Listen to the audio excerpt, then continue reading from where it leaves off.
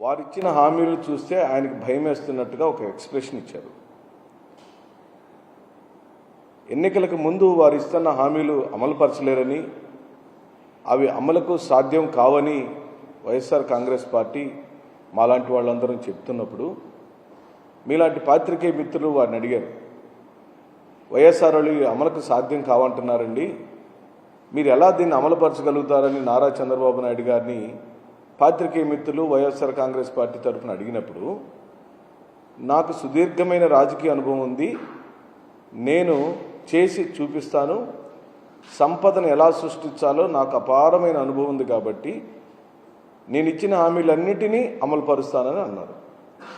ఆ సందర్భంలోనే మళ్ళీ విలేకరులు ఏమని ప్రశ్నించారంటే, మీరే కదా 1 నెల 2 నెలల క్రితం ఎన్నికల ప్రచారంలో మరో శ్రీలంక కాబోతుంది ఆంధ్రప్రదేశ్, మరో సోమాలియా కాబోతుంది ఆంధ్రప్రదేశ్, ఈయనిచ్చే అనగా జగన్మోహన్ రెడ్డి గారు ఇస్తున్నటువంటి సంక్షేమ పథకాల వల్ల రాష్ట్రం నాశనం అవుతుందని నారా చంద్రబాబు నాయుడు గారే అన్న విషయాన్ని వారు జ్ఞాపకం చేశారు. మీరే అన్నారు కదా సంక్షేమ పథకాలని వృధా అని, సంక్షేమ పథకాలు ఏవి అవసరం లేదని. మళ్ళీ మీరే ఇప్పుడు సూపర్ 6 పేరుతో ఈ పథకాలన్నీ మీరు అనౌన్స్ చేశారు, ఇవి సాధ్యం కావని వైఎస్ఆర్ పార్టీ వాళ్ళు అంటున్నారు. అన్నప్పుడు నేను చేసి చూపిస్తానని ఇన్ని సంవత్సరాల అనుభవం ఉన్న చంద్రబాబు నాయుడు గారు ఈ రాష్ట్రానికి మాటిచ్చారు. నిజంగా మాకు ఆనందం కలిగింది. చంద్రబాబు నాయుడు గారు సూపర్ 6 అంతా అమలు పరిస్తే చూడాలని మేము మనస్ఫూర్తిగా కోరుకున్నాం. 50 రోజుల పాటు ఎదురు చూసాం. ఇప్పటికే ఇసుక పాలసీని ఏ విధంగా కప్పదాటు వ్యవహారంతో చేశారో మనం చూసాం. మద్యం పాలసీని ఏ విధంగా చేస్తున్నారో చూసాం. తల్లికి వందనం దగ్గరికి వచ్చేసరికి ఏ విధంగా మాట్లాడుతున్నాడో చూస్తున్నాం. ఆ రోజు తల్లికి వందనం అమ్మఒడికి కాపీ, రాష్ట్ర ప్రజలకు కాదు దేశ ప్రజలకు అందరికీ తెలిసిన సత్యమే. జగన్మోహన్ రెడ్డి గారు అమ్మఒడి పథకాన్ని ప్రతి అమ్మకు 15,000 రూపాయలు ఇస్తానని హామీ ఇచ్చి అమలు పరిస్తే, దానికి బదులుగా పోటీగా నేను తల్లికి వందనం ఇస్తాను, ఆయన ఒక తల్లికి ఇచ్చాడు, నేను అలా కాదు, ఇంట్లో ఉన్న ప్రతి పిల్లవాడికి, చదువుకునే ప్రతి పిల్లవాడికి నేను 15,000 రూపాయలు ఇస్తాను అని ఎన్నికల ప్రచారంలో పెద్ద ఎత్తున వాళ్ళు ప్రచారం చేశారు. దాన్ని అమ్మలు అక్కలు నమ్మారు. చంద్రబాబు నాయుడు గారికి ఓట్లు పెరిగినాయి. అదే కాదు, చాలా హామీలు ఇచ్చారు. రైతులకు ఇచ్చిన హామీల గురించి మనం మాట్లాడదాము, ఉచిత బస్సు ప్రయాణం గురించి మాట్లాడదాము, అనేకమైన హామీలు ఏవేవైతే చంద్రబాబు నాయుడు గారు సూపర్ 6 పేరుతో ఇచ్చారో వాటి గురించి మాట్లాడదాం. ముందు తల్లికి వందనం మీద ఏ విధంగా వారు దాటవేత ధోరణి అమలు పరుస్తున్నారో చూద్దాం. ఇకపోతే నిన్న ఢిల్లీలో ఒక ప్రకటన చేశారు వారు. అంటే చంద్రబాబు నాయుడు గారి యొక్క రాజకీయ ప్రయాణం మొత్తాన్ని మనం గమనిస్తే, ఎన్నికల హామీలప్పుడు ఒకలాగా, ఎన్నికలకు ముందు ఓట్లు అడిగేటప్పుడు, ప్రజల యొక్క ఓటుని అడిగేటప్పుడు ఒకలాగా, ఓట్లు వేయించుకొని గెలిచిన తర్వాత మరోలాగా ప్రవర్తిస్తాడు అని చెప్పడానికి ఉదాహరణకు నేను కొన్ని సంఘటనలు చెప్తాను. వారు ఈ 50 రోజుల కాలంలోనే 2 రకాలుగా ఎలా మాట్లాడాడో ఉదాహరణగా మీకు చెబుతాను. ఇది ఆన్ రికార్డే. నేనే సొంత కవిత్వాలు ఎప్పుడు వైఎస్ఆర్ కాంగ్రెస్ పార్టీ చెప్పదు, చెప్పకూడదు కూడా. ప్రజలకు మేము జవాబుదారీతనంగా 40% ఓట్లను సాధించుకున్న వైఎస్ఆర్ కాంగ్రెస్ పార్టీ 40% ఓట్లను గెయిన్ చేసిన మాకు బాధ్యత ఉంది. మేము బాధ్యతాయుతమైన ప్రతిపక్షంగా ప్రవర్తించాలి. మీరు చేస్తున్న ప్రతి తప్పుని ఎత్తి చూపించటమే ప్రతిపక్షంగా మా బాధ్యత. ఆ బాధ్యతని వైఎస్ఆర్ కాంగ్రెస్ పార్టీ శ్రీ జగన్మోహన్ రెడ్డి గారి నాయకత్వంలో నిరంతరం మేము ఇలా ప్రశ్నిస్తూనే ఉంటాం, మీ వెనక పడుతూనే ఉంటాం. మీరు ఏమన్నారు, 15,000 కోట్ల రూపాయలు కేంద్రం రాజధాని నిర్మాణం కోసం అప్పుగా ఇస్తామంటే దాన్ని సాయం కింద, గ్రాంట్ కింద మీరు అనౌన్స్ చేశారు, సంబరాలు చేశారు. మేము అప్పుడే వెంటనే స్పందించాం. వైఎస్ఆర్ కాంగ్రెస్ పార్టీ ఏం చెప్పింది, మీరు అప్పుడే సంబరాలు చేసుకోవద్దు, అది ఒక్కటే కాదు, రాజధాని నిర్మాణం మాత్రమే కాదు, దాంట్లో పోలవరం ఉంది, పోలవరం నిర్మాణానికి కావాల్సిన నిధులను మనం సాధించుకోవాలి.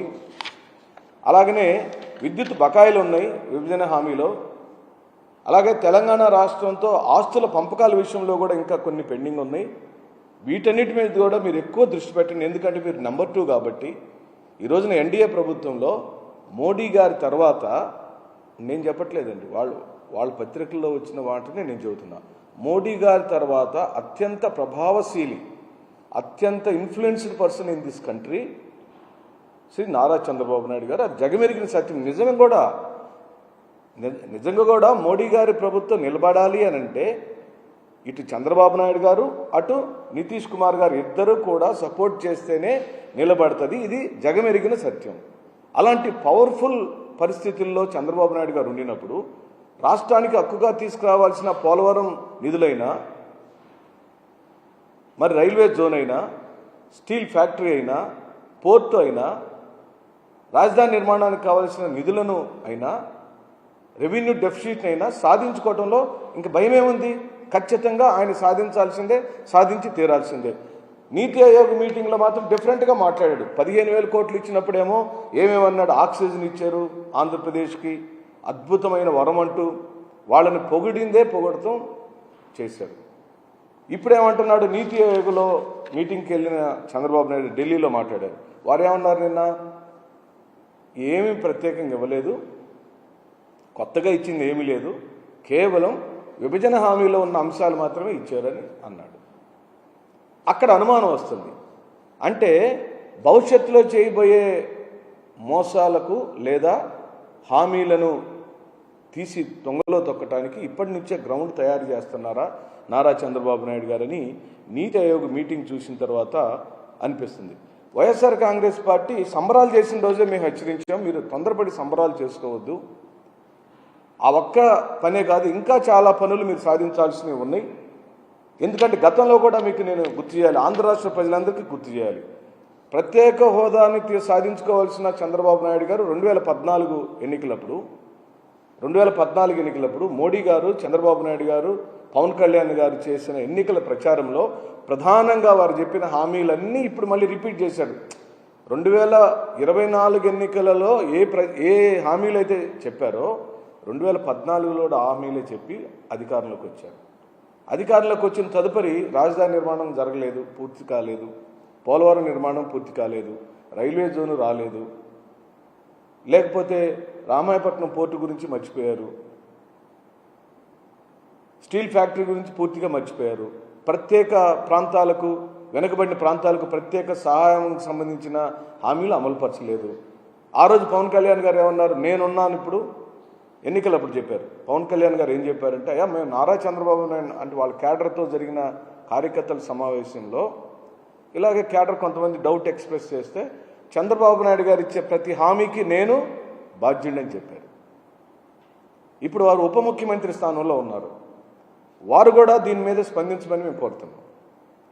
ఎందుకంటే ఒక ముఖ్యమంత్రి గారు, ఒక ఉప ముఖ్యమంత్రి గారు, మీ ఇద్దరు కలిసి, మోడీ గారు ముగ్గురు కలిసి ఇచ్చిన హామీల విషయంలో ఈ విధమైన మార్పులు చేర్పులు జరుగుతున్నప్పుడు నిన్న వారు ఏమన్నారు? అసెంబ్లీలో ఏం మాట్లాడారు? సూపర్ 6 గురించి ఏం మాట్లాడారు?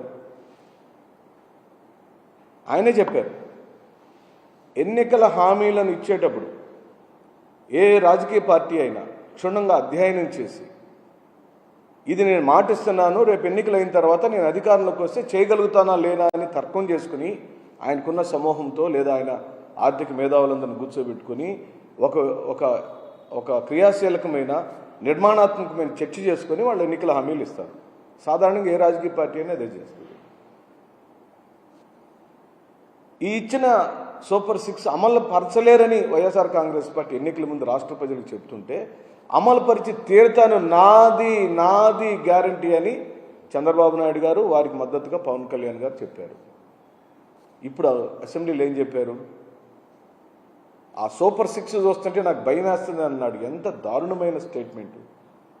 ఒక 40 సంవత్సరాల పైచీలకు అనుభవం కలిగిన ఒక రాజకీయ సీనియర్ నాయకుడు ముఖ్యమంత్రి స్థానంలో కూర్చొని ఏ సూపర్ 6 చెప్పి మీరు అధికారంలోకి వచ్చారో, ఏ సూపర్ 6 అమలు పరుస్తాను, నాది గ్యారంటీ అని మీరు మాటిచ్చారో, ఏ సూపర్ 6ను చూసి అమాయకులైన ఆంధ్ర రాష్ట్ర ప్రజలు మీకు ఓట్లేసి గెలిపించారో, ఆ సూపర్ 6 చూస్తే మీకు భయం వేస్తుంది అని మీరు స్టేట్మెంట్ ఇచ్చారంటే మిమ్మల్ని మేము ఏమనాలి? ఇప్పుడు నమ్మక ద్రోహం చేశారనాలా, ఏరు దాటాక తెప్పను తగలబెట్టిన సంధానంగా ఉంది మీ పరిపాలన అని చెప్పానాలా, మీ నాలుక మడత పడుతుందని చెప్పానాలా, లేదా సహజ సిద్ధంగానే ఎన్నికలకు ఒక చంద్రబాబు నాయుడు గారు, ఎన్నికలు అయిపోయిన తర్వాత ఇంకో చంద్రబాబు నాయుడు గారు ఆటోమేటిక్గా వస్తారని గత చరిత్రని పునరావృతం చేశారని మేము భావించాలని ఈ రోజున మేము అడుగుతున్నాం.